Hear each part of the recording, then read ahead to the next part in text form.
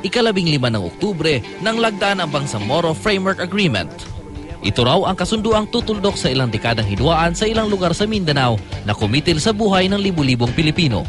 This agreement not only marks a new chapter in our history, it now defines the very path we take as a people, one where opinions are heard and hope is shared, where understanding and consensus breed meaningful solutions for all stakeholders, one where every child is offered the opportunity to shape his own destiny. Sa naturang agreement, magtatatag ng bago at mas malaking rehiyon na ipapalit sa Autonomous Region in Muslim Mindanao o ARM at tatawagin itong Bangsang Moro.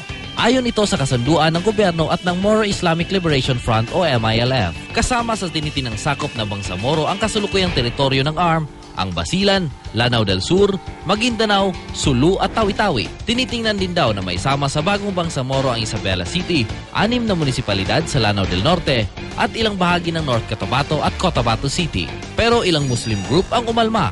Nagalit ang dalawang paksyon ng Moro National Liberation Front o MNLF dahil hindi raw sila kinonsulta sa nasabing kasunduan. Nabaliwala rin daw ang napagkasunduan ng gobyerno at ng MNLF noong 1996. This silence has been mistaken for weakness on our part. Ay malaking pagkamalian. Mapatunayan namin yan sa darating araw. Ipakita namin ang karami namin. Sa ngayon, ibinabalangkas pa ng Transition Commission ang Bangsamoro Basic Law. Itutuloy naman daw ang ARM election sa Mayo. Kapag naipasa na ng Kongreso ang batas na magtatatag ng Bangsamoro, saka ito ipapatupad sa Mindanao. Isa sa pangunahing nais wakasan ng Bangsamoro Framework Agreement, ang patuloy na bakbakan sa pagitan ng mga militar at ng ilang armadong grupo sa Mindanao tulad ng Bangsamoro Islamic Freedom Fighters o BIFF. Nitong Agosto, isa na namang engkwentro ang naganap sa Alyosan at Piquet, North Cotabato at sa Datu, Saudi Alpatuan, Maguindanao.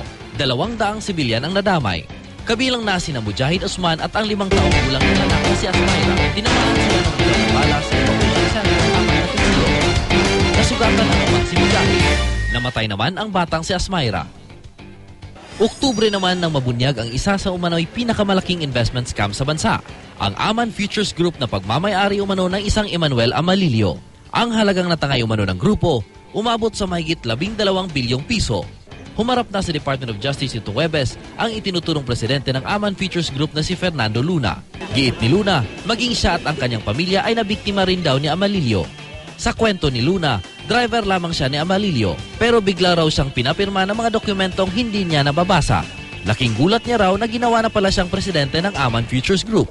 Pero wala raw siyang naibulsa ni isang kusing dahil idinedeposito raw niya ang pera sa account ni Amalilio at ng isa pang opisyal na si Lilia Limgan na lumutang na rin noon at nasa kustodiya na ngayon ng NBI. Sa ngayon, hihingi ng kanilang abogado na payagang maging state witness si Luna at kanyang asawang si Nympha. Nauna na ring sumuko ang nagpakilalang financial manager ng Aman Futures na si Donna Coime at si Jacob Coco Rasuman na isa naman umano sa mga malalaking ahente ng grupo, habang si Emmanuel Amalilio pinaniniwalaang nagtatago na sa ibang bansa. Pero nagawa pa niyang mag-upload ng video sa isang website. Sa video, humingi ng tawad si Amalilio. I understand the situation of all the investors. Please forgive me for the late action since I want to prioritize my safety first before finding solution to the problem.